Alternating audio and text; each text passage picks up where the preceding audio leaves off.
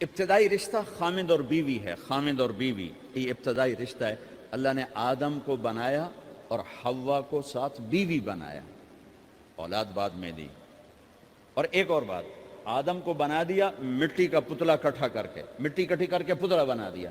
40 سال کے بعد روح ڈالی, چل بھائی جا جنت, اور اکیلے بھیج دیا, بیوی نہیں دی. حالانکہ اللہ چاہتا تو ساتھ ہی حضرت حوا کی مٹی کا ڈھیر بھی لگا دیتا, اس کا پتلا بھی تھپ دیتا, فرشتوں سے تھپوا دیتا, اور پھر 40 سال کے بعد دونوں کو کٹھا جنت میں ڈالتا. بہت سارے پیغام, اس میں بہت سارے پیغام.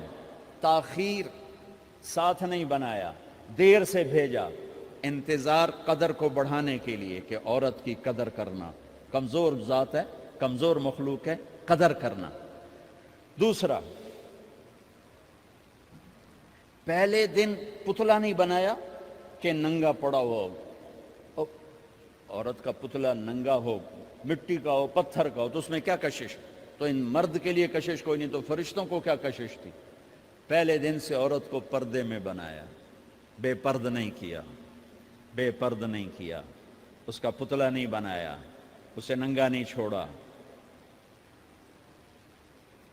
اس کو پہلے دن سے کورڈ. اور کیسے بنایا؟ فرشتوں کو کی آنکھوں پہ پردہ اور آدم کو سلا دیا. آدم علیہ السلام سوئے ہوئے ہیں, فرشتوں کی آنکھوں کے سامنے پردہ ڈال دیا گیا.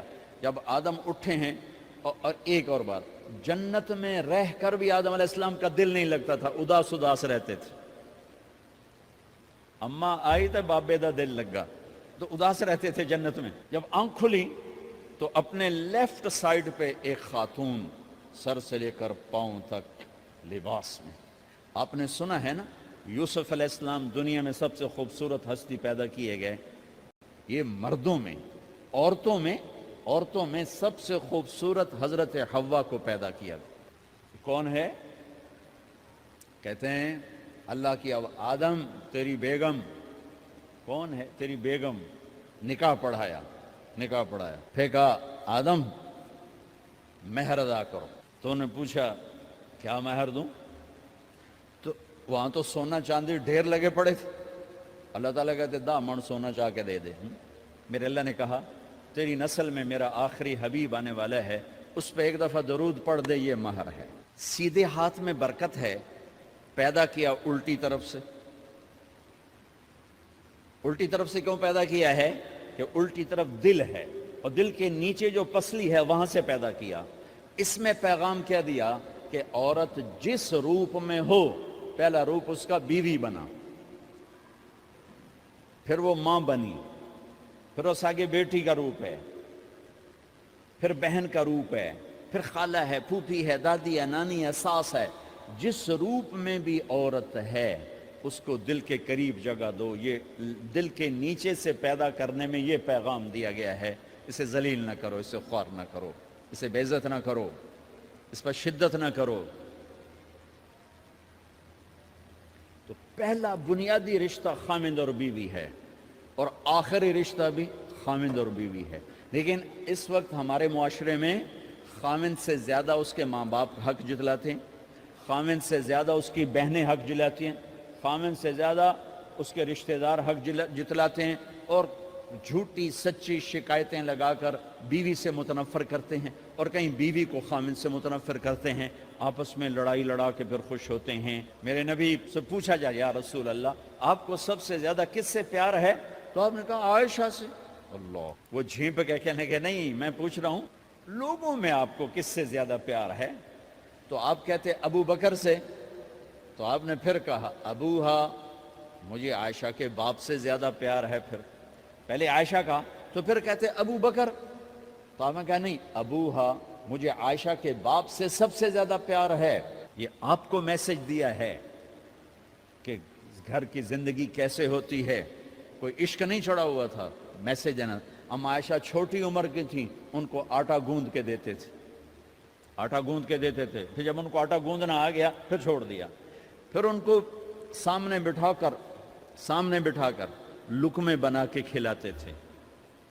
پھر ہم عائشہ رضی اللہ تعالیٰ عنہ کوئی گوشت کا ٹکڑا, وہاں بڑے بڑے گوشت کے ٹکڑے پکائے جاتے تھے, تو کوئی گوشت کا ٹکڑا اٹھایا اور ایسے 2-4 جگہ سے نوچا, اور پھر رکھ دیا، سارا کھایا نہیں جاتا تھا، تو اللہ کے نبی اسی کو اٹھاتے اور حضرت عائشہ کو دکھا کر جہاں سے حضرت عائشہ نے نوچا ہوتا تھا وہاں سے یوں کاٹ کے دکھاتے تھے۔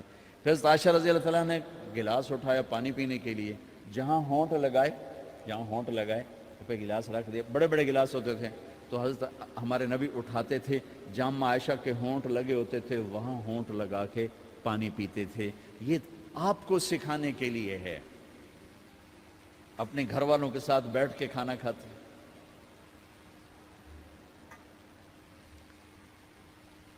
یہ میرے نبی کی معاشرت ہے، یہ میرے نبی کی زندگی۔ گھر میں جھاڑو دیتے، اپنے کپڑے خود دھوتے، کوئی چیزیں بکھری پڑی ہوتی تو بیوی کو نہیں ڈانٹتے، خود اٹھ کے سیٹ کر کے رکھ دیتے، گھر والوں کے ساتھ مل کر برتن دھوتے، صفائی کرتے، گھر والوں کے ساتھ مل کر۔ یہ میرے نبی کی ایک خوبصورت زندگی ہے بھائیوں بہنوں، ہم بھلا چکے ہیں۔ بیوی کے لیے خامند کو سب سے بڑا حقدار۔ بعض لڑکیاں ایسی نادانی کرتی ہیں کہ شادی کے بعد بھی اپنے ماں باپ کی آنکھ کو دیکھ کے چلتی ہیں۔ شادی کے بعد سب سے بڑا حق خامند کا ہے، شادی کے بعد سب سے بڑا حق خامند کا ہے۔